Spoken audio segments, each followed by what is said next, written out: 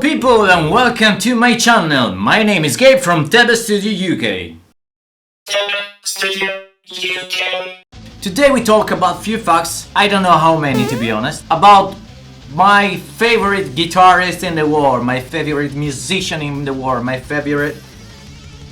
idol, well, let's talk about Chuck Schuldiner from Death. Charles Michael Schuldiner, class 1967, was an American singer and songwriter mainly famous for the band Death. I guess you know all these things if you are here. Here we have 5 facts on Chuck Schuldiner's life with his bands Death and Control Denied.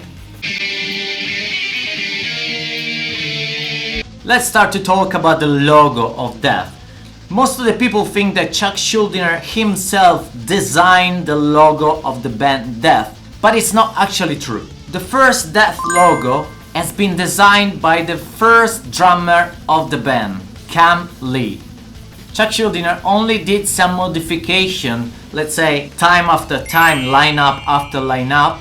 So basically Chuck Schuldiner could use the logo because it wasn't legally copyrighted by Cam Lee himself. Apart from being a very good guitarist and a great singer, Chuck Schuldiner was even a very good chef. Chuck's Evil Chili, one of his most famous recipes, has been included in the recipe book Mashed Potatoes, released in 2010, that you can see here. You see here the cover? You wanna buy that?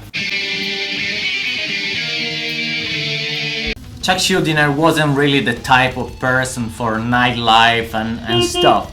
He used to go to concert, of course. He used to go to see metal concert in particular.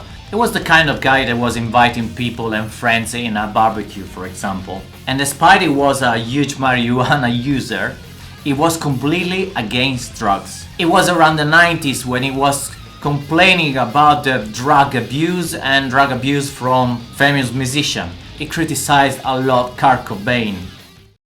Maybe he was right.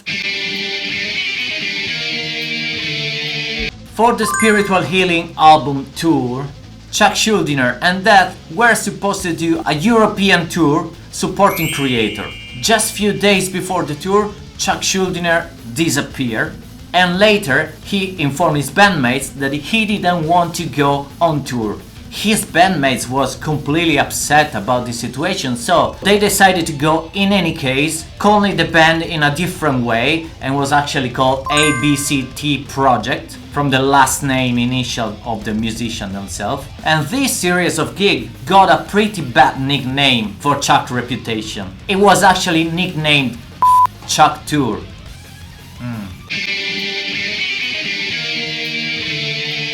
Chuck Schuldiner never been satisfied enough from his record labels that when he signed for Nuclear Blast, he had to go to compromises. Yes, because Chuck Schuldiner signed for Nuclear Blast Record, one of the most famous record label for heavy metal music. But he actually signed for Control Denied, not with the Death Project. But before to release the Control Denied album with Nuclear Blast pushed Chuck Schuldiner to release another album with Death. That album was The Sound of Perseverance, which is a great one. Good push, Nuclear Blast. That's why most of the musicians for Control Denied are even the musicians that were on The Sound of Perseverance. In particular, the drummer Richard Christie, the great drummer Richard Christie. Here we have a bit of a plus for you. Chuck Schuldiner was accused to have used some of the Control Denied music to write the Sound of Perseverance album from Death. And even if we cannot confirm 100% that accuse were true, Chuck Schuldiner used a lot of riffs and actually songs that were supposed to go in the Fragile Art of Existence and Control Denied album into the Sound of Perseverance Death album. So those were 5 facts plus 1 on Chuck Schuldiner. Did you know any of that? If you know some additional more that I probably forgot, just comment it down below and let me know. and support music, not rumors. So, thank you very much people for watching this video. This video has been supported by my patrons, Lucio and Dominic. Thank you very much.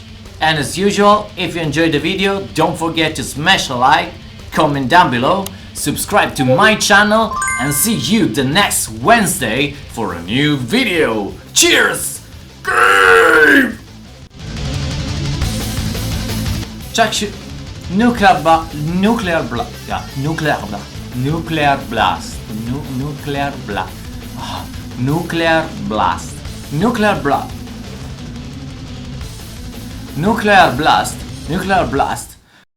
TEBE Studio UK.